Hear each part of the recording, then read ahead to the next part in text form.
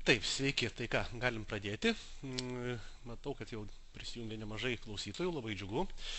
Tai šiandien mūsų webinaro tema turbūt daugam yra na, gana žinomas ir aktualus dalykas. Tai yra artėjantis Jungtinės karalystės referendumas dėl atsiskyrimo nuo ES.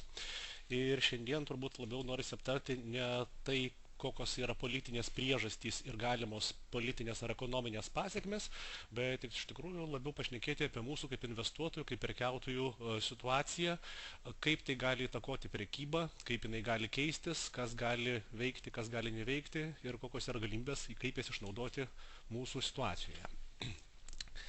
Tai be abejo, kaip visada, pradžioje supažindinus tai, kad šitą informaciją yra tik teoretinio pobūdžio, tai yra įžvalgos ir jas reikėtų vertinti kiekvienam savo sprendimus priimti, kad tai nėra nei rekomendacijos ar pasiūlymai pirkti ar parduoti. Na ir manau, kad galim pradėti tolimesnę prezentaciją. Pirma skaidrė daugiau tokio orientacinio pobūdžio, tai yra tiesiog parodo visą Jungtinės karalystės svaro dinamiką nuo pat Bretton Woods susitarimo panaikinimo 71 metais, kuomet buvo įvesti plaukiantis valiutų kursai. Na, iš tokių paskutinių įvykių, kas tikrai sukrėtė rinkas, tai kaip matote, be abejo buvo 2008-2009 metų krizė, po kurios svaras, gana, sakyčiau, ilgam laikotarpiui konsolidavosi ir laikėsi ilgą laiką apie tą patį kursą pusantro JAV dolerio už vieną svarą. Didelių tuo metu kritimų tokių staigių jau kaip ir nebebuvo. Ir dabar šiek tiek trumpai apie politinius, ekonominius įvykius ir įtakas valstybių. Čia matome tokią gana įdomią lentelę. Buvo pravestos apklausos daugelį Europos šalių, kaip jos palaiko lengvatų, politinių būtent ekonominių lengvatų suteikimą Jungtiniai karalystiai tam, kad Jungtinė karalystė nenorėtų išstoti iš ES. Kaip matote, Lietuva yra netgi antroji vietoj. Tai visgi manome, kad tą įtakoja labai smarkiai prekybos santykiai. Tai pirmiausia pasisako už lengvatų suteikimą tos šalis, kurios nori toliau plėtoti prekybos santykius su Jungtinė karalystė. Na ir be abejo tos šalis, kurių darbo jėga išvažiuoja dirbti į Jungtinę karalystę. Kaip matot, turbūt žinot, kad tikrai lietuvių daug dirba Jungtiniai karalystė, vengrai, portugalai, rumunai, lenkai tie patys. Štai tie rezultatai atspindi. Tai yra tiesiog apklaustųjų, tai yra darytų įvairių rinkos tyrimų agentūrų ir kompanijų darytos apklausos, kiek jos sutiktų, kad Jungtiniai karalystė būtų suteiktos tos jų prašomos politinės ir ekonominės išlygos. Čia yra panaši skaidrė, tik labiau padetalizuota, tai yra atskirai skirtas šalis eksportuojančios Jungtinė karalystė, tai yra šalis turinčios ekonominius arba prekybos ryšius, ir šalis, kurių migrantai dirba Jungtinėje karalystėje, tai yra emigruojanti darbo jėga, kaip mano paminėta ta pati Lenkija, Rumunija, ir šalis, kur migrantų mažai dirba, Austrija, kaip matote, jų palaikymas yra gana menkas. Štai čia. Iš tikrųjų, analizuoti politinių įvykių šiandien labai nesinorėtų ekonominių, juo labiau, kad masinės informavimo priemonės tikrai jums pateiks begalę scenarijų, tiek priežasčių, tiek galimų tolimesnių scenarijų. Mūsų tikslas šiandien yra, kaip ir minėjau, tai yra panalizuoti, kaip elgsis rinkos ir kaip galima ieškoti kokių nors paralelių su prieš tai buvusiais istoriniais įvykiais. Be abejo, kad artimiausias panašus istorinis įvykis tai buvo Škotijos referendumas dėl atsiskyrimo nuo Jungtinės karalystės 2014 metais, rudenį.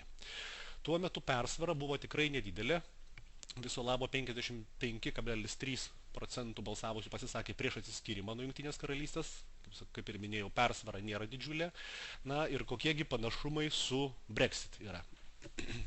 Tai be abejo, kad iki pat referendumo buvo tikrai gana aštrios diskusijos, kokie galimi scenarijai, kokios galimos ekonominės pasiekmes. Vėlgi buvo skelbiami įvairūs apklausų rezultatai, kai kurie rodė, jog škotai norės tapti nepriklausomi, kiti, vėlgi, kad atsiskyrimas mažai tikėtinas. Ir turbūt panaši situacija ir šiai dienai bus, kad iki referendumo svaras buvo linkęs pigti, vėlgi staigių šuolių netrūko, bet pigimas buvo taip pat ir nuoseklus.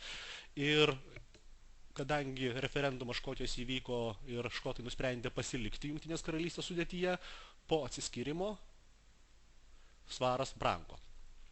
Vėlgi, tas svaro brangimas yra dar viena išlyga. Ilgai netruko svaro dolerio poroje, bet tai jau galima susijęti ne su politiniais įvykiais, bet labiau su dolerio brangimu ir Jungtinės karalystės ekonominė situacija, kuri kurį laiką tikrai buvo tokia kelianti nerimą. Paminėjau ne kartą apklausas, tai kadangi šiandien tikrai bandysim apžvelgti galimas grėsmes ir galimas, taip sakant, rizikas, tai būtent sociologinės apklausos, įvairūs statistiniai duomenys apie visuomenės nuomonės, jų ketinimus atsiskirti arba pasilikti Europos Sąjungos sudėtyje, kaip prieš tai buvo referendumas Škotijos Jungtinės karalystės ribose, būtent išankstiniai rezultatai sukėlė didžiulius svyravimus ir netgi tokioje likvidžioje valiutų poroje kaip svaras JAV doleris netgi atsirasdavo savaitgaliniai gepai arba kainų spragos. Ta rizika be abejo išlieka ir šiai dienai. Kaip matote, čia yra parodytas tas vienas iš tokių žymesnių savaitgalinių gepų arba kainų spragų, kai 2 savaitės iki referendumo, tai yra iki tikrųjų rezultatų paskelbimo, po kurių, kaip matot, buvo gana toksai nuoseklus kritimas, per savaitgalį susiformavo tikrai gana nemaža kainų spraga. Gal šiek tiek norėčiau detaliau apie išankstinės apklausas, tai vėliau atversiu keletą skaidrių. Tai yra pakankamai didelė grėsmė, tai yra pakankamai didelė rizika. Tie, kas domisi fundamentinė analizė, be abejo, turbūt naudojasi ekonomikos naujienų kalendoriumi. Ten yra paskelbiamos naujienos, tokios kaip ekonominiai rodikliai, tam tikri nedarbo, infliacijos rodikliai, eksportas ir panašiai. Tuos įvykius mes galime nesunkiai numatyti ir žinoti jų išleidimą minučių, taip sakant, tikslumu. Kadangi apklausų rezultatus skelbia dėja daug agentūrų, daug įvairių kompanijų ir spaudos, taip sakant, kompanijos ir statistinės kompanijos, dėja visų šitų apklausų rezultatų mes negalime numatyti laiko ir tai yra viena iš tokių pagrindinių rizikų, kas iškyla šiai dienai iki artėjant referendumui. Dar grįžtant prie istorinių panašių įvykių, daugelis turbūt mato tą žodžių panašumą Brexit ir Grexit. Iš tikrųjų, šituose dviejose situacijose panašumų ieškoti nereikėtų. Visų pirma, todėl, kad Graikijos pasitraukimas, tai yra galimas pasitraukimas iš ES, buvo be abejo įtakotas Graikijos ekonominės situacijos. Šiuo atveju Britų ekonominė situacija yra kol kas tikrai, ganėtinai, vadinkim taip, stabili, taip kad ieškoti sąsajų nereikėtų. Vėlgi, kalbant apie kainų pokyčius, taip, mes turėjom 2015 metais bemaž 3 datas, kuomet jau buvo kalbama apie tikrai, ar bus suteiktas sekantis pagalbos paketas Graikijos ekonomikai gelbėti. Ir kaip matote, istoriškai susiklostė, kad net ir tokios ryškios datos, kada jau buvo sprendžiama dėl paramos suteikimo arba nesuteikimo, didžiulių šuolių euro dolerio kurse nesukėlė. Galima daryti prielaidą vieną tai, kad vis dėlto investuotojai arba rinkos dalyviai jau buvo įskaičiavę į kainą galimą Graikijos išėjimą.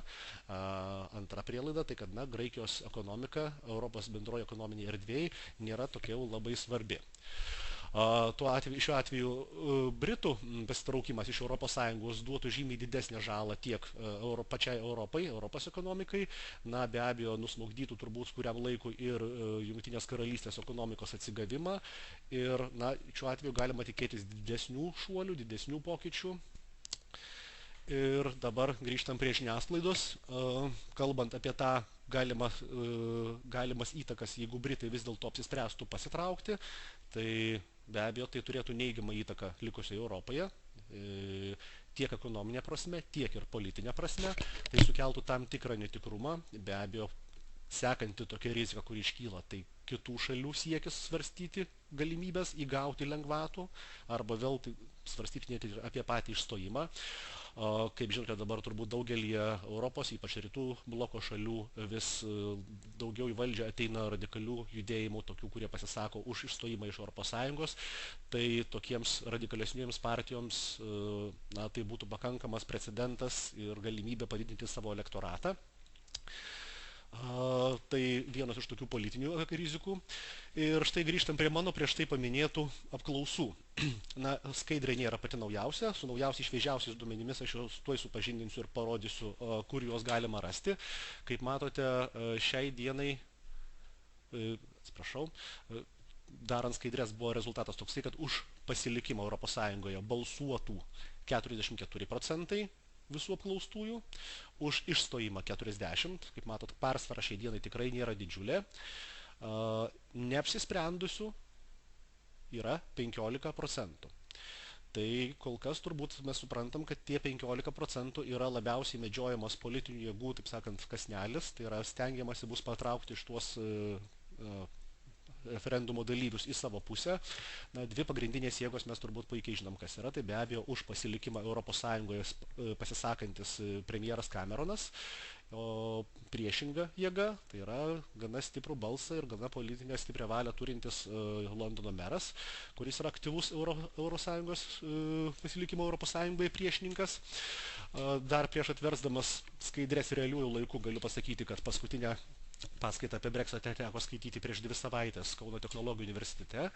Ir tuo metu, kai tik buvo praėjusios tik tai kelios savaitės nuo žinomo Panama Papers skandalo, kuriame buvo įtarta, kad šiek tiek yra prisidėjęs ir pats premjeras Cameronas.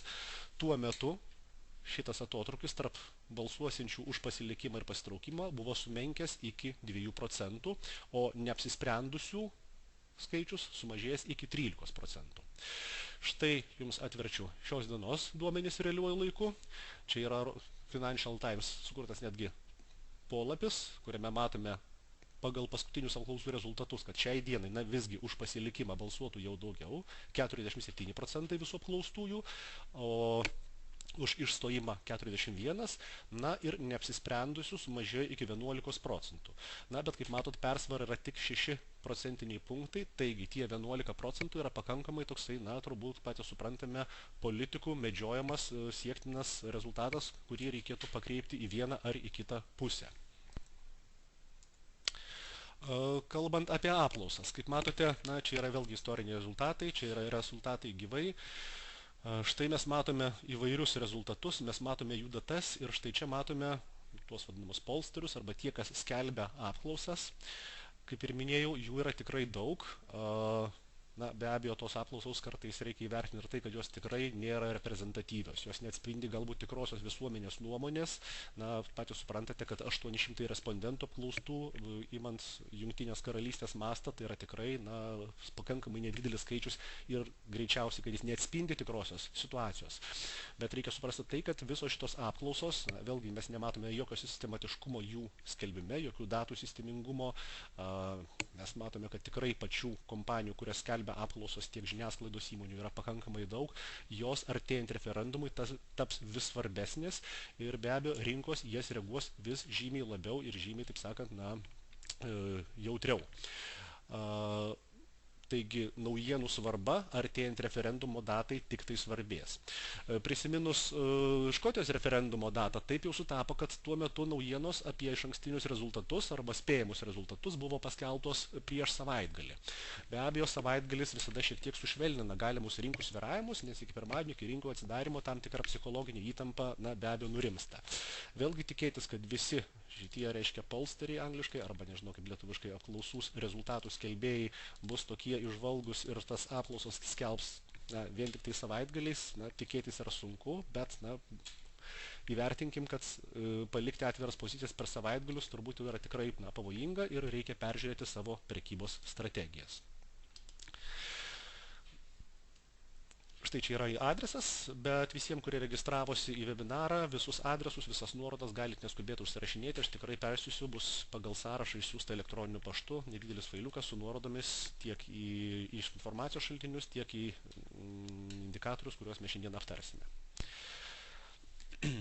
Tai, ką paminėjau, tai kad apklausų sukeltos diskusijos svarą be abejo stojame žemyn, kuo arčiau apklausų rezultatai artėja prie 50% ribos, kada yra tam tikras jau neaiškumas, kuri pusė nusvers, juo labiau tikėtinas svaro kritimas. Ir vienas esminis punktas, nebereikalo jis yra čia pabrauktas, tai kad šiai dienai turbūt iki pat referendumo svaras bus jautresnis neigiamoms naujienoms. Tai yra reakcija į neigiamas naujienas bus žymiai didesnė negu reakcija į teigiamas naujienas. Teigiamų naujienų atveju svaro kilimas, jis yra galbūt menkai tikėtinas arba bent jau minimalus kilimas, tuo metu atveju reakcija į neigiamas naujienas, kaip ir bet kurioje turbūt šalyje žiniasklaida labiau mėgsta blogas naujienas, tai šiuo atveju taip pat ir Jungtinėje karalystėje, ir rinkų atveju reakcija į neigiamas naujienas bus žymiai didesnė.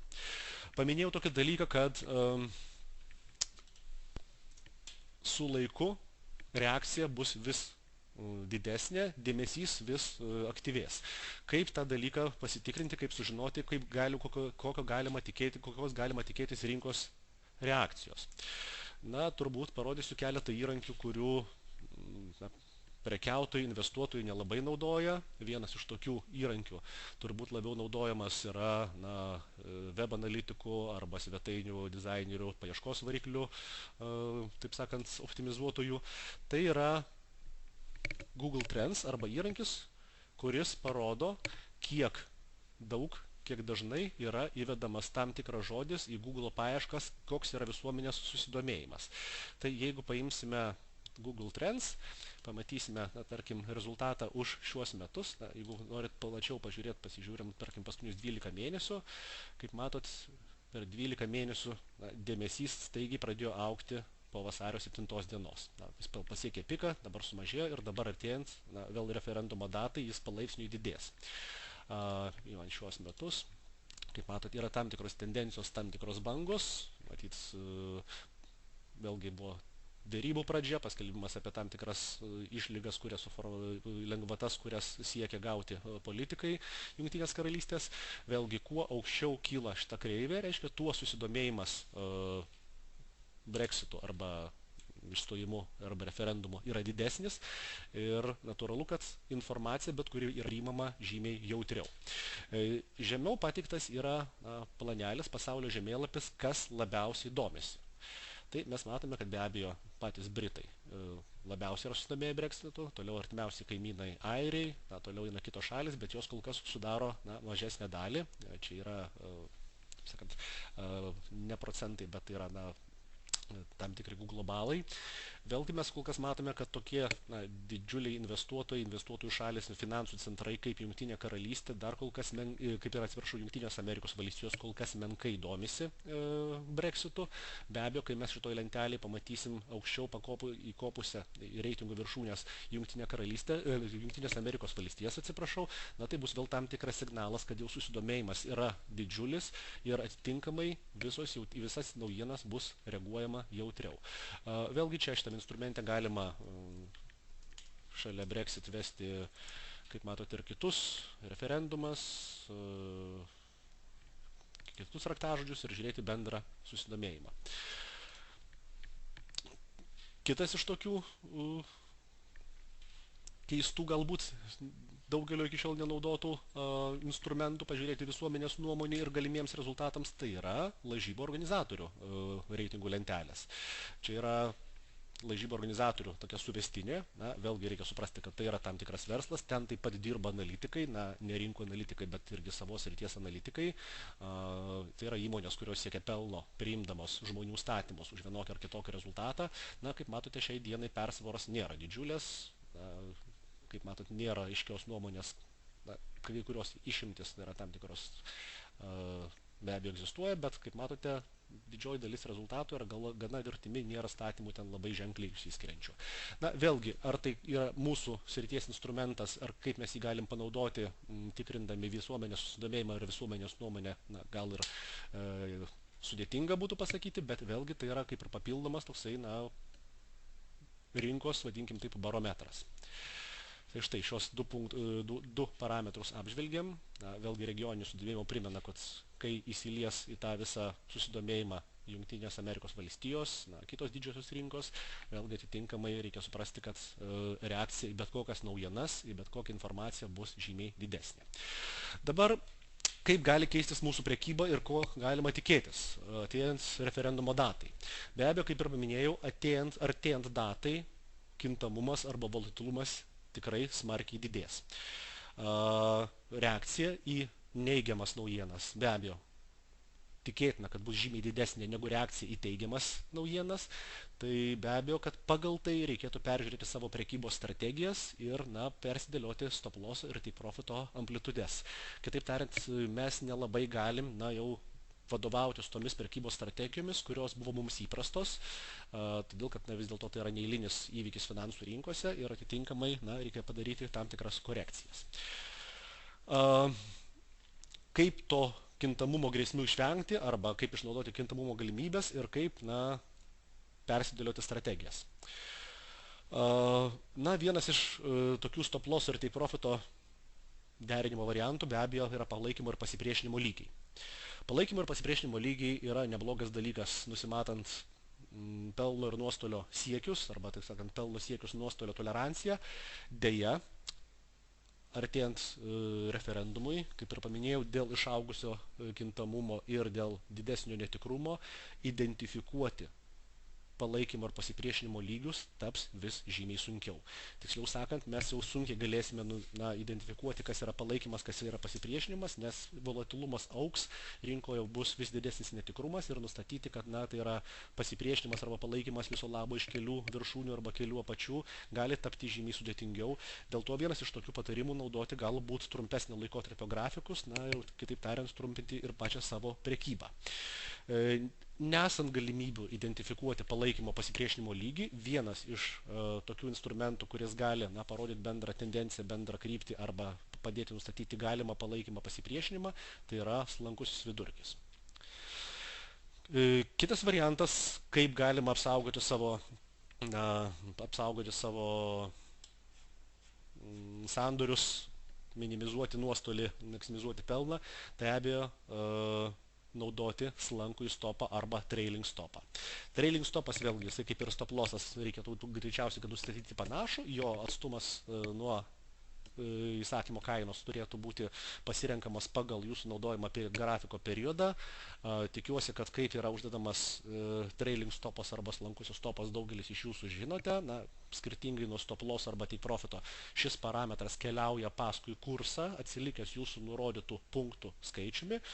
Ir kursų judant jums nenaudinga linkme, jisai sustoja ir uždarys jūsų poziciją, tai greičiausiai, kad pavyks sumažinti nuostolį, jeigu prognozija jūsų nepasitvirtino, arba gal netgi uždirbti pelną, net jeigu nebuvo pasiektas pelno fiksavimo arba take profito lygis. Trečias instrumentas, kurį būtų galima naudoti tais atvejais, kai mums nepavyksta arba sunku identifikuoti palaikymo pasipriešinimo lygius, tai yra average true range indikatorius. Vėlgi, kaip ir minėjau, visus indikatorius ir aprašymus atsiųsiu nuorodas, nes paanalizuoti juos kiekvieną pavienių, tai tikrai užimtų turbūt net ir ne vieną seminarą internetu. Tai čia tiesiog yra pateikiama pagrindinė metodika, kaip jis yra apskaičiuojamas, ir tiesiog indikatorius parodo, kiek pagal istorinius duomenis kaina gali maksimaliai judėti per tam tikrą laiko vienetą. Ir čia yra keletas tų pateiktų indikatorių ekrano vaizdų, kaip jie atrodo, tiesiog parodomas galimas kintamumas. Tai va, jeigu turite klausimų, be abejo klauskite, kol kas klausimų nematau, būkite aktyvus, pasistengsiu atsakyti, žinoma, jeigu jų nebus labai daug. Ir dabar tiesiog reikia pagalvoti apie strategijas, pašnekėti, kokie galimi pokyčiai, kaip elgtis, jeigu, tarkim, esate įpratę vienokioje ir kitokioje strategijoje prekiauti, ir vienas be abejo iš tokių yra prekyba naujienų metu. Mes turbūt daugelis esame įpratę arba mokame prekiauti naujienų metu, žinome, kada paskelbiamos naujienos, žinome, kada išeis kažkoks tai rodiklis statistinis, finansinis, kada bus Centrinio banko vadovų pasisakymai. Šitų naujienų atveju, kaip ir viskas būtų be abejo puiku, mes datą paskelbimo žinome, be abejo reikia šiek tiek pakeisti savo strategiją dėl mano jau turbūt nesykį minėto padidinto jautrumo neigiamoms naujienoms. Tai standartinių naujienų atveju be abejo pasidaryti gana didžiulį atstumą iki stop loss lygio, tai yra vienas iš tokių patarimų. Paprastai toks lygis didesnis yra daromas tam, kad jeigu po naujienų paskelbimo keliom trumpam laikotarpiu, kitaip tariant, padidėja volatilumas arba padidėja kintamumas, bet po tam tikro laiko vėlgi formuojasi kažkokia tai aiški tendencija, kad vien dėl to netikro, vadinkim taip, pasviravimo jūsų pozicija nebūtų uždaryta, nes galbūt jūs tikrai teisingai numatėte besiformuojančią kryptį, besiformuojantį trendą. Be abejo, ypatingas dėmesys disciplinai. Ir, kaip aš minėjau, jeigu matote besiformuojančią kryptį, besiformuojantį trendą ir jis neatitinka jūsų prognozių, kadangi stop loss lygis yra didelis, nelaukti, kol suveiks stop lossas ir rankiniu būdu uždaryti poziciją patiems. Tai yra vienas iš tokių patarimų. Tai dar kartelį kartoju, didelis stop losso lygį tam, kad išvengti to netikro, vadinkim taip, žaibiško sujudėjimo galbūt į kelias skirtingas pusės dėl rinkos reakcijos ir, disciplinuotai peržiūrėti savo pozicijas, uždaryti jas nepasiekus, jeigu matote, kad kai formuojasi aiški kryptis, kuri, netitinka jūsų, prognozės. Čia kalbėjome apie prekybos naujienų metu. Dabar ką daryti, jeigu vis dėlto, norite turėti ilgas pozicijas. Kaip ir minėjau, pagrindinės rizikos yra savaitgaliniai gepai, vėlgi kainų spragos gali būti ne vien savaitgaliais. Dar šiek tiek grįšiu prie tos skaidrės prekyba naujienų metu ir paminėsiu, kad dabar turbūt ateina tas laikotarpis, kai ne vien ekonomikos naujienų kalendoriaus naujienos gali įtakoti rinką, bet, kaip ir minėjau, tos pačios apklausos, politikų pasisakymai, dėja, kurių mes negalime prognozuoti ir kurių ekonomikos kalendorijoje nėra. Taigi, faktiškai artėjant referendumo datai mes galima sakyti, kad visą laiką prekiausime tokioje situacijoje, kuri galima vadinti prekybą naujienų metu. Ir vis dėlto ką daryti, jeigu mes norime turėti ilgalaikius sandorius. Be abejo, vienas iš tokių pasiūlymų, vienas iš galimų sprendimų, tai yra hedžinimas arba priešingų pozicijų atidarimas. Be abejo, paprastai toks dalykas yra rekomenduojamas didėjant rizikai, tai yra jau artėjant referendumo datai, vėlgi savaitgaliai yra kaip ir padidinta rizika, padidintos rizikos laikotarpis, bet jeigu laikote ilgesnės pozicijas, bent jau demonstracinėje sąskaitoje, bent jau dabar galėtumėt pradėti testuotis tas strategijas, kaip, užsihedžinti.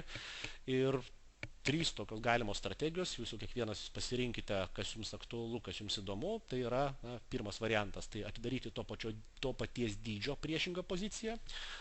Paprastai šita strategija gali būti naudojama tais atvejais, kad jeigu, tarkim, jūs neseniai atidarėte kažkokią tai poziciją, kurią jūs planuojate laikyti ilgesnį laikotarpį, kurią jūs vadinate ilgalaikę, pozicija kol kas neuždirbo nei pelno, nei nuostolio, jūs galbūt norite apsidrausti ir atidarote to paties dydžio priešingą poziciją. Antras variantas yra atidaryti mažesnio dydžio priešingą poziciją. Šis variantas galbūt labiau, tai vėlgi nėra 100% rekomendacija, bet kaip vienas iš galimų variantų atidaryti mažesnio dydžio priešingą poziciją tuo atveju, kai jeigu pozicija jau yra pirmoji pozicija yra laikoma ilgesnį laiką ir jūs norite tik tai apdrausti uždirbtą, tarkim, pelną, tada jūs atidarot ne to paties dydžio priešingą poziciją, bet apdraudžiate tik tai galimą riziką arba galimą tą pokytį, kuris jums atneštų nuostolį. Ir trečiasis variantas hedžinimo, jis pradžioje atrodo šiek tiek sudėtingas, bet manau, kad supratus pačią logiką, šiek tiek pasibandžius arba pasiskaičius internete informacijos, suprasit, išmoksit, tai yra draudimas per trikampį. Tokiu atveju yra atidaromos 3 pozicijos, bet jos nėra priešingos, jos tiesiog yra iš 3 pozicijos skirtingų valiutų. Tarkim, jeigu jūsų pagrindinis sandoris, kurį jūs norite apdrausti, yra atidarėte, tarkim, buy poziciją, long GBP USD, šiuo atveju jūs nupirkot svarą už dolerį, tai yra dolerį pardavėt, svarą nupirkot, tai draudžiam tą poziciją per trikampį, kadangi svaras yra long, doleris yra short, šiuo atveju long pozicija atidaroma short pozicija svaro su jėda, o short pozicijai dolerio atidaroma long pozicija ir taip pat su jėda. Tai yra tiesiog, kaip paaiškinti detaliau, nelabai galiu galbūt per trumpą laiką išaiškinti, bet draudimas per trikampį arba hedžinimas per trikampį, manau, kad informacijos tikrai galima rasti. Nebijokit, pradžioje atrodo tokia gana sudėtinga, bet iš tikrųjų pasitreniravus galima tą dalyką nesunkiai išmokti. Matau klausimą, kokia finansinė nauda atidarant priešingas pozicijas. Jūs įsivaizduokit, jeigu jūs atidarėte priešingas finansinės pozicijas, tarkim, turit buy ir sell to paties instrumento poziciją, norit ją laikyti ilgam, bet jūsų pozicija pagrindinė uždirba nuostolį, tas nuostolis yra tiesiog kompensuojamas iš kitos priešingos pozicijos, kas yra buy pozicijoje pelnas, tas yra sell pozicijoje nuostolis, tai tiesiog jūs užsidengiat nuostolį. Paskui, taip sakant, jeigu jūs norite vadovaujatės strategija, kuri yra paremta ilgalaikė prekyba, ilgalaikių sandorių atidarimų, tiesiog ir tikite savo prognozę, kad su laiku jūsų pirminė, taip sakant, operacija bus sėkminga, tą, kaip sakant, draudiminę poziciją galite uždaryti. Dabar pakalbėkime apie techninius indikatorius. Vėlgi, artėjom į nestandartinės rinkos sąlygas. Na ir yra didelė tikimybė, kad mums įprasti arba mums, taip sakant, dažniausiai naudojami techniniai indikatoriai mums nebesuteiks tos informacijos taip objektyviai, kaip mes esame įpratę. Kas gali keistis? Na, visų pirma, slankusis vidurkis šiuo atveju turbūt dažniau reikėtų naudoti trumpojo periodo grafikuose.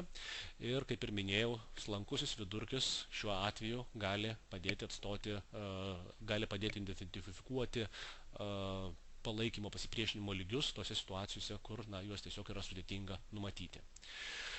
Tokiuose situacijose, kai rinkos konsoliduojasi, o vėlgi tiek volatilumas, tiek trumpalaikė konsolidacija gali būti gana tikėtinos situacijos. Volatilumas be abejo bus iššauktas tam tikrų naujienų, politikų pasisakymų, statistinių rodiklių ir panašiai. Naujienų laukimo momentas vėlgi gali būti rinkų konsolidacija, tai yra netikrumas, rinkos dalyviai, prekiautojai, investuotojai, nežinodami galimų tendencijų, nežinodami galimos informacijos, vėlgi sandoriai gali užsidaryti siaurus kanalus. Tai RSI indikatorius arba Relative Straight Index, jis tikrai yra tinkamas konsoliduotis rinkoms sąlygoms. Ir vienas iš tokių indikatorių, kuris gali padėti identifikuoti krypties stiprėjimą arba krypties formavimosi pradžią, tai yra būtent momentum indikatorius. Jeigu kalbėti apie prekybą konsoliduotose rinkose, tai vėlgi Bollinger juostos yra pakankamai geras instrumentas, kuris gali parodyti tiek galimas pagal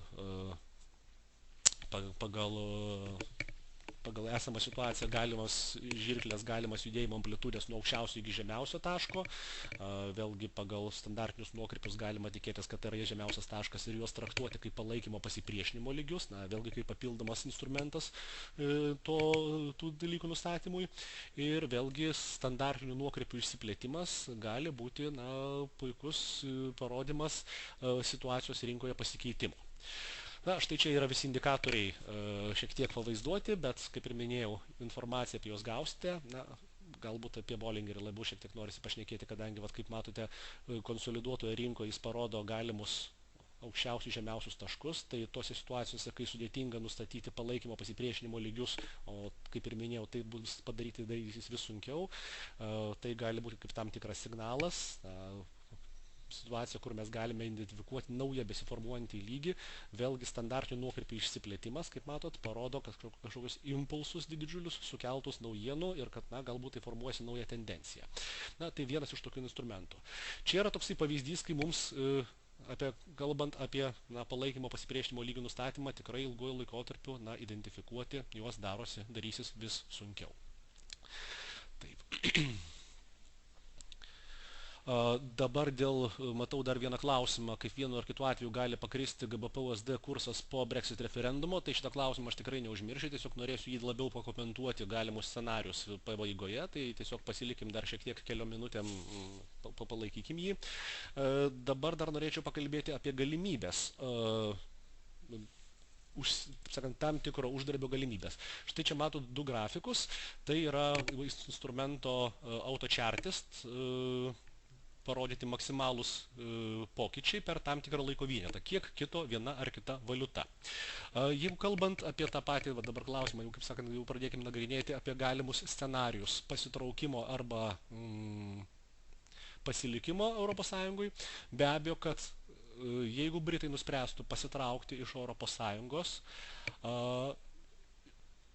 eurui pasitraukimas, euro zonai ir be abejo ir euro valiutai pasitraukimas būtų žymiai skaudesnis eurozonai. Taigi, kaip matote, tiek euro doleris, tiek svaras doleris ir euras svaras, kol kas volatilumas yra daugmaž panašus šiai dienai pagal istorinius duomenis.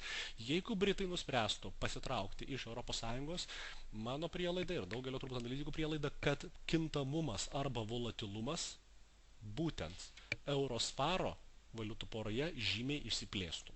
Kitaip tariant, svaras doleris būtų mažiau kintantis, euro dolerio valiutų poroje galimybės užsidirbti arba galimybės pamatyti žymiai didesnį kintamumą būtų tikrai didesnės. Kodėl taip gali atsitikti? Pirmas dalykas, kalbant apie įvairių analitikų įžvalgas, jeigu vis dėlto Britai nuspręstų pasitraukti iš Europos ekonominės erdvės, be abejo, pirminė rinkų reakcija greičiausiai, kad būtų svaro kritimas. Vėlgi, pirminė rinkų reakcija dažniausiai būna sukelta emocijų, dažniausiai tai yra emocinė reakcija. Prisiminkime tą patį kovo 10 dieną, kai Europos centrinis bankas sumažino euro palūkanų normą. Pirminė rinkos reakcija buvo kritimas, bet jinai buvo trumpalaikė. Vėlgi, emocijoms nurimus, visi supratome, kad, vėlgi tai yra skatinimo paketas. Skatinimo paketas tai yra tam, kad ekonomika atsigautų. Reiškia, ilgajame laikotarpyje mes tikimės, kad tos priemonės, tiek palūkanų normų mažinimas, tiek obligacijų išpirkimas, padidinti, taip sakant, limitai, jie duos teigiamą rezultatą. Grįžtant apie svarą. Jeigu Britai vis dėlto nuspręs išstoti iš ES, be abejo, manyčiau, kad pirmoji reakcija būtų gana staigus kritimas. Be abejo, yra paskaičiuota analitikų, kiek išstojimas Britams duotų žalos. Vėlgi nežinomi scenarijai, kaip toliau būtų vystoma prekyba su ES. Yra Kanados pavyzdys, yra prekybos sutartis. Galbūt Britai išsiderėtų kažkokias tai sutartis su ES prekybo, būtent prekybos importo eksporto sutartis greičiau. Prognozės yra nuo pesimistiškiausių, kad 2 metų pereinamasis laikotarpis, iki optimistiškiausių 1,5 metų.